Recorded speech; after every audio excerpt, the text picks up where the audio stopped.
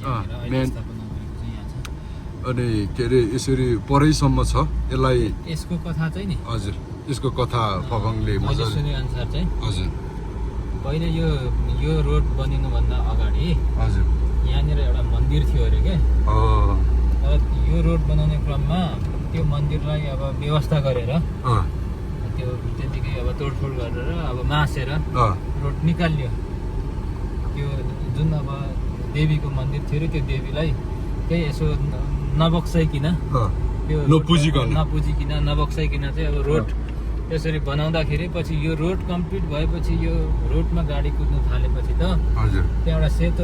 वस्त्र भनेको सेतो लुगा लाउने एउटा आइमे मान्छे जस्तो यसरी आएर बाटो अर्कोतिर देखाउँथ्यो अरे क्या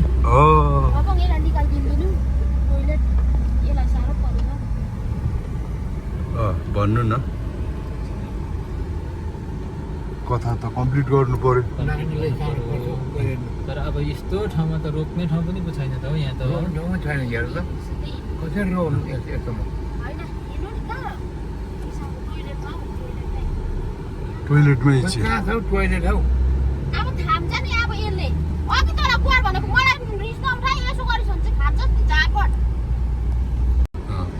जस्तै अब त्यहाँ चाहिँ दुईटा बाटो देखाउँछ अरे हजुर अनि ड्राइभरले चाहिँ अब बाटो झुकेर बाटैमा कुदाएको हुन्छ तर त्यो उसको आँखा छलेकोले गर्दाखेरि हजुर त्यो एक्सिडेन्ट चाहिँ दिनमा एकचोटि महिनामा 4-5 वटा जस्तो त्यसरी हुन्थ्यो अरे अनि के चाहिँ भएर अब यस्तो धेरै भयो भनेर अब यसो अध्ययन अनुसन्धान गर्दा यहाँ प्राथमिक देवी थियो हजुर अनि त्यो देवीलाई पो हामीले यसो बल शक्ति नमागिकन यसो सम्झाइ बुझाइ नगरिकन उसको स्थानलाई चाहिँ हामीहरूले मासेकोले गर्दा पो यो केही बिथल भएको होला भन्ने हिसाबले चाहिँ फेरि त्यहाँ देवी स्थापना गरेर सेती देवी नामाकरण गरेर चाहिँ त्यहाँ देवीको थान चाहिँ स्थापना गरियो हजुर स्थापना गरे पछाडि चाहिँ फेरि त्यो एक्सिडेन्ट हुने त्यस्तो सेतो केही वस्त्र लगाएको महिला देखिने दुईटा बाटो देखाउने खालको गतिविधिहरू चाहिँ त्यही दिनदेखि बन्द भएकोले गर्दाखेरि अनि त्यसकै विश्वास स्वरूप चाहिँ अब देवीको मन्दिर स्थापना गरियो र देवीलाई चाहिँ अब यो ऐनाहरू श्रृङ्गारको सामानहरू मनपर्ने भएकोले गर्दाखेरि त्यो देवीलाई मनपर्ने कुरा चुराहरू ऐनाहरू श्रृङ्गारको सामान भएकोले गर्दाखेरि त्यो देवीलाई मनपर्ने कुरा चाहिँ अब सेती देवीलाई चाहिँ त्यो ऐना श्रृङ्गारको सामान मध्येको पनि एउटा ऐना राख्ने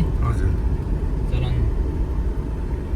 स्वरूप चाहिँ अहिले पनि त्यहाँनिर प्राय मान्छेले ऐनाहरू किनेर राख्ने चलन चाहिँ चलिआएको भन्ने कुरो चाहिँ सुन्नमा चाहिँ आएको छ है एउटा विश्वास पनि एउटा सुन्नमा चाहिँ आएको छ मैले सुनेको चाहिँ त्यस्तो तपाईँले सुने अनुसार बुझे अनुसार होइन त्यो तपाईँको र अरूको भनाइ पनि त्यस्तै नै मिल्न जान्छ होइन फफाङलाई धेरै धेरै धन्यवाद।